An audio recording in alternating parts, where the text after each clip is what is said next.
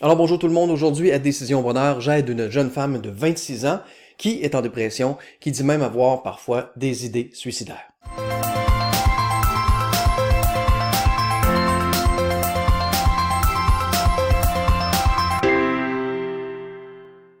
Alors pour ceux et celles qui ne me connaissent pas, mon nom est Daniel Lambert, j'ai 20 ans d'expérience à titre de psychologue et depuis 2015, je partage mon expertise sur Internet de façon à ce qu'un maximum de personnes puissent en profiter et créer la vie qu'ils désirent. Alors aujourd'hui, le cas d'une jeune femme de 26 ans, je vous raconte. Elle écrit sur un forum, je travaille dans un milieu artistique en tant que freelancer en Corée du Sud. Ça fait 6 ans que je survis là-bas, parce que c'est plus facile de trouver un emploi qu'en France. Éloigné de ma famille, de mes amis, même de mon petit copain, il est aussi en Corée, mais on ne se voit qu'une fois par mois. Il est à sa dernière année d'études, je me sens seul.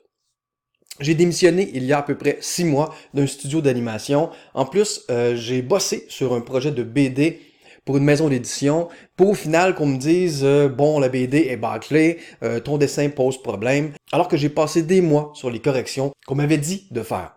Depuis, je suis devenu une glandue qui ne veut plus bosser, même en recevant d'autres offres d'emploi qui sont la plupart du temps du travail non rémunéré. Je n'arrive plus à me motiver, je n'ai plus envie de chercher de boulot. Je suis au chômage avec personne à mes côtés. Je suis fatigué. Sans le dessin, je ne suis rien. C'est toute mon existence. C'est mon rêve, mes ambitions qui sont remis en question. Si j'abandonne tout ça, c'est ne plus être moi-même, finalement. Il m'arrive donc d'avoir des pensées morbides, c'est-à-dire l'envie de me tuer. Je veux sortir de cette dépression. Je veux retrouver mes proches avec le sourire. Je veux continuer à dessiner. Je veux pas décevoir ceux qui croient en moi. Alors voilà, oui, parfois la vie nous donne des coups durs et il faut avoir des outils pour se remettre debout le plus rapidement possible. Dans la formation que j'offre aux membres de Décision Bonheur, je vous donne toutes les étapes pour passer du point A, où nous sommes maintenant, c'est-à-dire pour cette jeune femme-là de 26 ans en dépression avec des idées suicidaires, au point B, c'est-à-dire le point où on voudrait se rendre idéalement. Alors comment on fait ça? Je vous résume les premières étapes du plan stratégique pour créer la vie que l'on désire. Premièrement, il faut connaître la formule qui assure votre succès. C'est simple, des actions faites avec constance dans le temps. Si on fait ça, c'est inévitable. Les progrès sont inévitables et si les progrès sont inévitables, la réussite est inévitable. En partant de ça, la première chose qu'il faut se demander, c'est qu'est-ce qu'on veut au juste? Qu'est-ce qu'on aimerait? Alors, l'importance de se donner des objectifs « j'aimerais » et non pas des objectifs « je devrais ». On veut que toutes les parties de nous-mêmes aillent dans une même direction. Donc, avec un objectif « j'aimerais », c'est exactement ça qu'on fait, plutôt qu'un objectif « je devrais », où il y a une partie de nous qui voudrait bien aller vers là, mais un autre qui nous retient parce que c'est un objectif « je devrais ». Il y a quelque chose qui nous tire par en arrière, « je devrais », mais ça me tente pas tant. Donc, l'objectif « j'aimerais » de cette personne-là, elle dit que dessiner, c'est toute son existence. Bon, fait que j'imagine qu'elle aimerait recommencer à dessiner, recommencer à gagner sa vie avec le dessin. Alors, une fois qu'on a cet objectif-là général, on se crée 3 scénarios. Le premier scénario, on va y aller avec le pire scénario possible. Souvent, le pire scénario, c'est le scénario qu'on vit présentement, qui risque, si on fait rien, de se détériorer avec le temps. N'est-ce pas? Donc, présentement, être déjà en dépression, être déjà avec des idées suicidaires. Fait que le pire scénario, pour moi, c'est que, justement, elle reste dans cette situation-là, qui risque de se détériorer. Là, ça fait 6 mois qu'elle est sans emploi. À un moment donné, ça va faire 1 an. À un moment donné, ça va faire 1 an et demi. Puis la dépression ne s'améliorera pas d'elle-même tout seul sans action. Alors, le pire scénario, la dépression s'intensifie et peut-être qu'effectivement, la personne finit par s'enlever la vie. Pire scénario. Après ça, on se force un peu et on trouve le meilleur scénario possible. Alors, le meilleur scénario possible pourrait être qu'effectivement, la personne se retrouve un emploi dans son domaine comme dessinatrice, puis gagne très bien sa vie. Elle avait pas l'air aimer ça, vivre en Corée. Fait que peut-être qu'on peut imaginer un scénario où elle gagne sa vie en France. Pourquoi pas? Ou peut-être même qu'elle gagne sa vie en offrant ses services en ligne. Par exemple, il y a différentes maisons d'édition qui voient son travail et lui donnent des contrats comme ça qu'elle reçoit chez elle, confortablement, assise derrière son ordinateur. Elle travaille, elle fournit ça, elle envoie ça, Internet, etc. Et donc, elle peut travailler de n'importe où sur la planète, pas obligée de rester en Corée. Meilleur scénario. Honnêtement, je ne sais pas comment ça gagne quelqu'un qui fait des illustrations, mais bon, on pourrait aussi imaginer dans le meilleur scénario que cette personne-là part son entreprise de cours de dessin en ligne. Donc, elle se fait un beau site Internet et elle offre ses dessins. Ce qu'elle fait dans le fond, c'est qu'elle dessine, par exemple, un dessin par semaine et elle montre comment reproduire ce dessin-là aux gens qui s'inscrivent à son cours. Et avec ça, elle se fait un revenu supplémentaire. Imaginons qu'elle voudrait se faire un revenu de 50 000 $ avec ça. Comment on pourrait bien faire ça? 50 000 $, c'est beaucoup d'argent. Puis en même temps, c'est très peu sur Internet. Dans le sens que elle pourrait vendre son cours 20 $ par mois. 20 $ par mois pour apprendre à dessiner un nouveau dessin par semaine. Donc elle, tout ce que ça implique, c'est que ce soit, elle se filme en train de faire ce qu'elle aime, donc dessiner, et elle explique comment faire. Elle donne un cours aux gens qui s'inscrivent.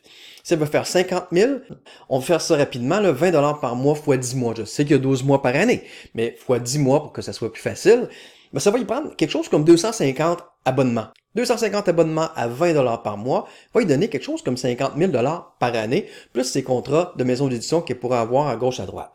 Donc, ça c'est mon meilleur scénario que moi j'ai pensé pour elle. Faites la même chose avec vos scénarios à vous, dans votre vie, avec une difficulté ou un aspect de votre vie que vous aimeriez améliorer présentement, pensez au pire scénario possible. Pensez ensuite au meilleur scénario, comme je viens de faire avec cette jeune femme de 26 ans. Et ensuite, un scénario qui tombe entre les deux. Un scénario que j'appelle réaliste, mais j'aime beaucoup mieux, je vous le dis tout de suite, le meilleur scénario. Parce que lui aussi est réaliste. Faut réaliser que le pire scénario, il peut très bien arriver. C'est une possibilité. Ce n'est pas une obligation. C'est une possibilité. Le scénario meilleur, lui aussi, c'est une possibilité. C'est pas une obligation, c'est une possibilité. Et le scénario plus réaliste, mais entre les deux, ça pourrait être que la personne envoie des exemples de dessins dans différentes maisons d'édition, puis qu'il y a quelques-unes de maisons d'édition qui aiment beaucoup son travail et qui décident de lui donner des contrats à gauche à droite, puis qui a réussi à faire un genre de 25-35 000 par année avec ça. Ça se peut, ça. C'est réaliste. Alors, une fois qu'on a nos trois scénarios, on s'accroche au scénario qui est le meilleur scénario. Et on se pose la question suivante. Est-ce que je suis absolument certain, absolument convaincu que c'est impossible de réaliser ça? Est-ce que je suis absolument convaincu que c'est impossible de partir un cours en ligne de dessin et d'avoir quelque chose comme 200 inscriptions à 20 $ par mois? Est-ce que c'est absolument impossible? Ben non, c'est pas absolument impossible. Est-ce que c'est absolument impossible de travailler à distance avec son ordinateur et d'avoir différents contrats de maison d'édition pour illustrer différents livres? Absolument impossible? Non, absolument pas. Donc si c'est pas absolument impossible, ça veut dire que c'est possible. Ça va être possible comment? En posant des actions, bien sûr. Juste en l'imaginant. Ça fonctionne pas. Il faut après ça faire des actions. Visualiser des choses positives qui pourraient nous arriver, ça nous aide à nous motiver à passer à l'action. Sans action, désolé de péter votre ballon, pas de résultat. Alors, faire des actions. Oui, c'est beau faire des actions, vous allez me dire, mais il faut faire des actions avec constance. On l'a vu, hein? Ah, action, constance. Et c'est la constance, là, que des fois, bon, on fait quelques actions, on envoie quelques-uns de nos dessins à des maisons d'édition. Il y en a qui vont nous dire non, c'est sûr. Et là, si on se décourage et on n'en voit plus, c'est fait. On s'enligne vers notre pire scénario. On va aller vers notre meilleur. Donc, il faut avoir la constance. Pour avoir la constance, mais il faut avoir une petite voix, quelque chose, qui répond à nos doutes. À un moment donné, qu'on va avoir, OK, j'ai des personnes qui me disent non, qui me refusent. Et une des choses dont on peut se servir pour répondre à ça et rééquilibrer la balance pour faire, c'est pas grave, j'ai des refus, oui, mais si je continue, les progrès sont inévitables. Inévitables. Alors, une des choses qu'on peut avoir pour répondre à ça, c'est une motivation plus profonde que j'aimerais recommencer à gagner ma vie en faisant des dessins. On va se demander, pourquoi ça c'est important? Ben, parce que j'adore dessiner. Là, en passant, je réponds pour la dame. Parce que j'adore dessiner. Mais pourquoi c'est important pour toi de dessiner? Ben, c'est une façon pour moi de créer, c'est une façon pour moi de m'exprimer. C'est peut-être même une façon pour moi de sentir que mon talent sert à quelque chose, que mon talent peut avoir un impact sur les gens, comme par exemple, si je suis dessinateur pour livres d'enfants, que mon talent peut aider les jeunes à s'intéresser à la lecture, et des jeunes qui s'intéressent à la lecture, dans le fond, indirectement, j'ai un impact positif sur leur vie, parce que des gens qui aiment lire vont donc apprendre davantage, Et s'ils apprennent davantage, ça va peut-être... Écoute, on ne sait pas jusqu'où ça peut aller, l'inspiration qu'on peut donner à des enfants. Parce qu'on dessine. Alors là, on a une motivation profonde. Oui, je veux recommencer à gagner ma vie en dessinant, mais en plus de ça, quand ça va aller moins bien, là, si jamais on n'a pas des résultats instantanés, des oui, tout le monde se bouscule pour avoir nos dessins, ben on va persister parce que c'est pas juste retourner au travail en dessinant qu'on veut, c'est avoir un impact positif, à quelque part changer la vie d'enfants qu'on connaît pas autour de la planète, partout, les gens qui vont avoir accès aux livres avec mes illustrations, qui pourraient donner le goût aux enfants de lire, etc. Alors je me bats pour ça, pour donner un sens à ma vie en ayant un impact positif sur les enfants partout, qui auront accès à mes livres.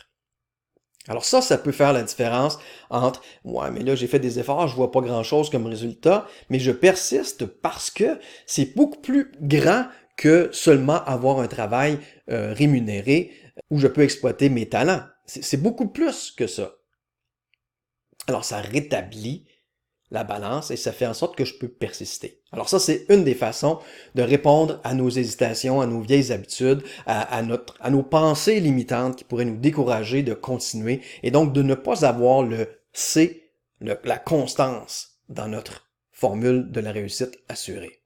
Une autre façon d'avoir ça, cette constance-là, c'est de se donner un deuxième objectif, soit de développer une qualité qui nous est chère, en même temps qu'on va faire des actions pour aller vers notre objectif qui nous est cher lui aussi. Alors, la question qu'il faut se poser, c'est quelle qualité est-ce que je gagnerais à développer qui pourrait m'aider dans cet objectif-là, présentement, qui est de retrouver un travail rémunéré dans ma passion, mais aussi qui pourrait m'aider dans les différents objectifs dans les autres sphères de ma vie. Alors, je vous pose la question. Vous pourriez peut-être me répondre la persévérance, le fait d'être positif, le fait d'être créatif pour trouver différentes solutions quand ça va pas comme on le souhaitait. Alors, dans le cas de cette personne-là, étant donné que c'est quelqu'un d'artistique, peut-être que la qualité de développer de la créativité, de l'inventivité, inventons même des mots, ça pourrait peut-être être quelque chose qui l'attire, elle. Donc, qu'est-ce qu'on fait avec cette qualité-là? Ben, on la garde en tête. Alors, même chose, quand il y a des doutes qui commencent à survenir, qui pourraient nous amener à vouloir se décourager et à cesser nos efforts, donc à ne plus avoir cette constance-là, dans la formule action, constance, temps, eh bien, on répond avec la qualité. Bon, présentement, je suis un peu découragé, ça fait 3-4 maisons d'édition à qui j'ai envoyé mes dessins, et soit j'ai pas de retour, ou j'ai des retours négatifs. Bon. Mais en même temps, je veux aussi développer ma créativité.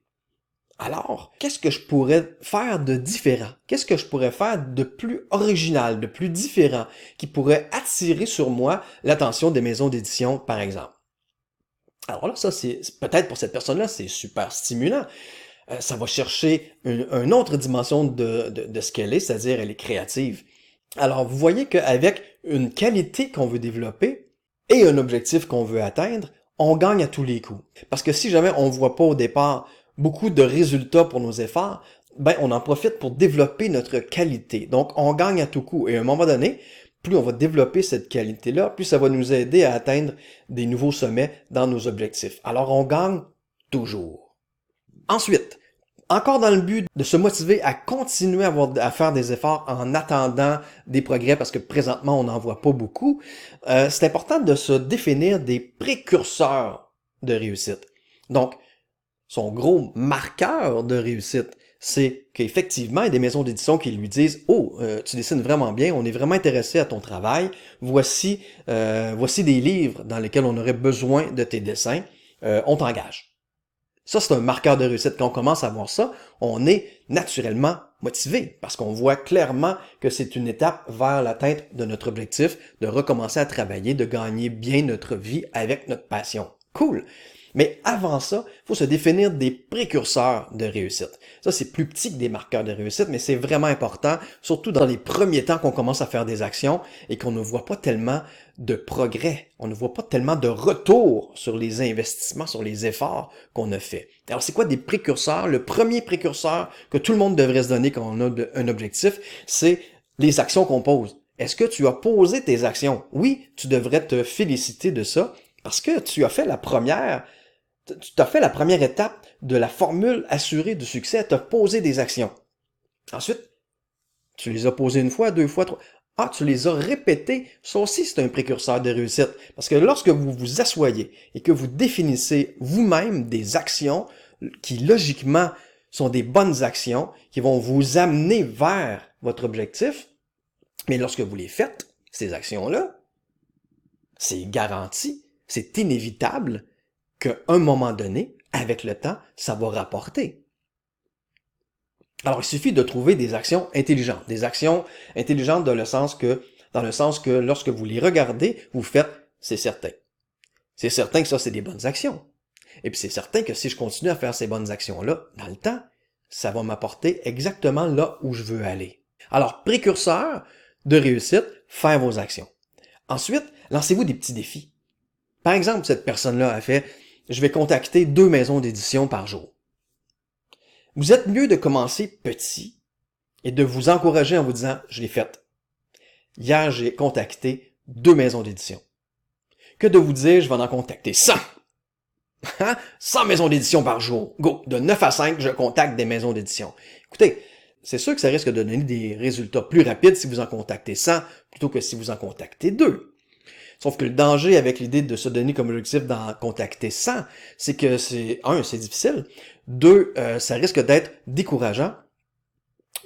Parce que imaginez que vous vous dites c'est 100. Et là qu'aujourd'hui vous en avez contacté 20. C'est comme un sentiment d'échec. Par contre, si vous vous dites je vais en contacter 10, en contacter 2 et que vous l'avez fait, en fait, on se va quasiment faire un petit X sur notre liste. J'en ai fait 2. Yes! Exactement ça que je voulais faire. Et si à un moment donné, vous arrivez le lendemain, vous êtes super motivé, puis vous en faites 10, oh! Hey, 10, là, c'est merveilleux. C'est 5 fois plus que ce que vous aviez prévu. Alors que si vous en prévoyez 100, c'est 10 fois moins. Et là, c'est décourageant. Et là, ça augmente vos chances de laisser tomber. Alors moi, je vous dis, prenez des plus petites marches, plus petits objectifs, pour vous assurer que vous allez persévérer dans le temps. Et là, lancez-vous des défis. Ça aussi, c'est des précurseurs de réussite. Bon, hier, j'en ai fait 5. Parfait. Aujourd'hui, j'essaie d'en faire 7. Tiens-toi. Mon objectif, c'est 5. Mais là, je me donne un petit défi. Ah, voyons donc, 7. Quand je réussis à faire 7, yes! Ça m'encourage ça aussi. Ce qu'on veut, c'est de se donner à soi-même des encouragements lorsque nos efforts ne donnent pas d'eux-mêmes des choses qui nous encouragent, donc des résultats.